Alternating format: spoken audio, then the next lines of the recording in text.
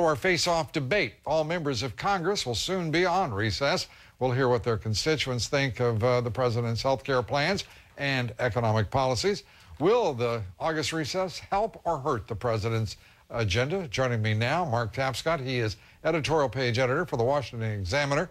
He says the August recess is a real crossroads for this administration. Great to have you with us, Mark. And Michael Crowley, senior editor for the New Republic, who says the August recess could possibly help the president's agenda. Well, let's start with you, Mark. Is it a problem? Well, I think it's a very definite potential problem, because what we have seen here in the last 2 days is President Obama, who presented himself to the country as a consensus builder, in fact putting himself at crossways with what appears to be an emerging and strong majority against his signature program. Saying that people who oppose you are part of a mob is not a winning strategy. What do you think, Michael? Well, I don't see the emerging majority of opposition. The CNN poll that just came out today shows that, in fact, 50% of the country supports the plan, 45% opposes. 33% oppose it intensely, but about 23%, I think, support it intensely. It's definitely not a broad consensus at this point. You don't have a majority of opposition, and it's easy for opponents to shout at town halls, create drama, but I don't think that's necessarily representative of where the entire country is right now. It's still kind of up in the air.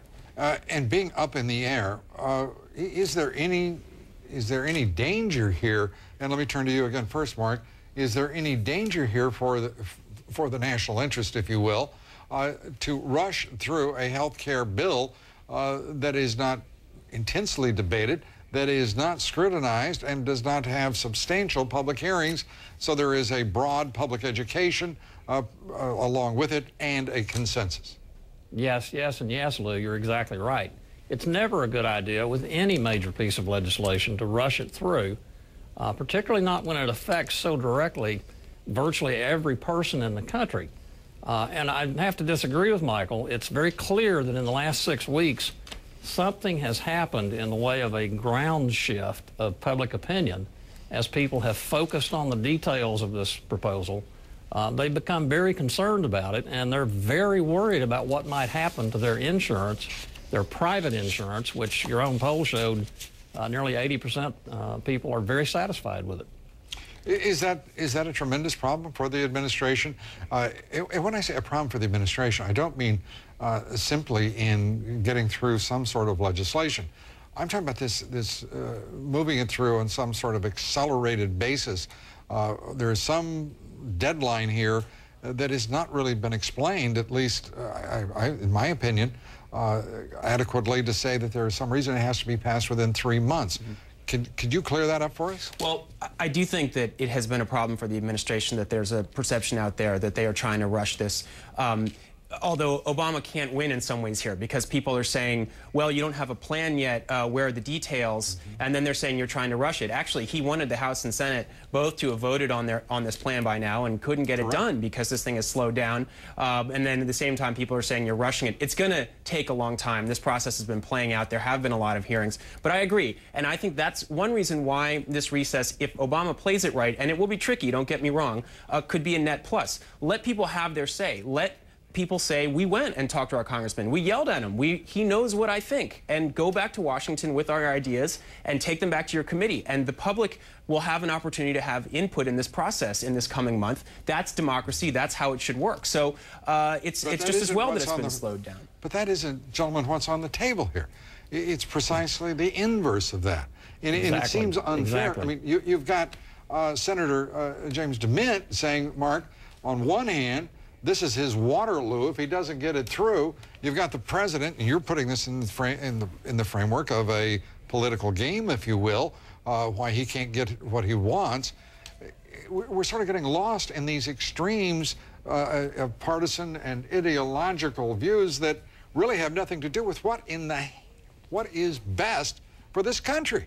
And neither side seems to be talking in those terms. Lou, I think there are 3 basic mistakes that the administration made. Number 1, they tried to go for too much in terms of their agenda. Number 2, they tried to rush it, and they still are rushing it. And number 3, and most important, most immediately, they've made public sentiment, calling people an angry mob. I agree with Mike. If they stepped back and listened, they probably could pull this thing out, but they clearly have made a decision that they're not. You get the last word here, Michael. Well, let me just say to the question of a political game, it's not. It's hugely important. And another way that Obama can save this month is, again, bring it back to what matters to people. And I think what has been lost, and the White House admits they are not driving this home to people, is why the status quo isn't working for America, and why people who even may be comfortable with their insurance now may not be able to count on the current system being there for them, both economically or in terms of having coverage down the road. And so this is a chance to get it out of the process of Washington, the committees, the quarreling chairmen, and remind people fundamentally why we have to do this. Obama's been trying to do it. He hasn't broken through with a clear enough message yet, but he's outside of Washington. He's going to Montana, campaign style. This is where he's in his element. Yeah, well, and again, you put it in political terms. He's in his element, and I guess the rest of us are supposed to say hoorah, but the reality is we still, we're, as you point out, we are 2 days away from when he wanted this thing packaged up and ready for signature, and the fundamental question you're posing hasn't yet been answered.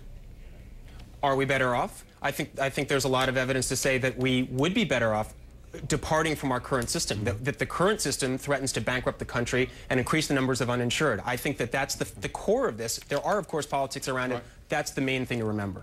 Mark Tapscott, Michael Crowley, thank you very much. Thanks. Both of you. My pleasure. Appreciate it.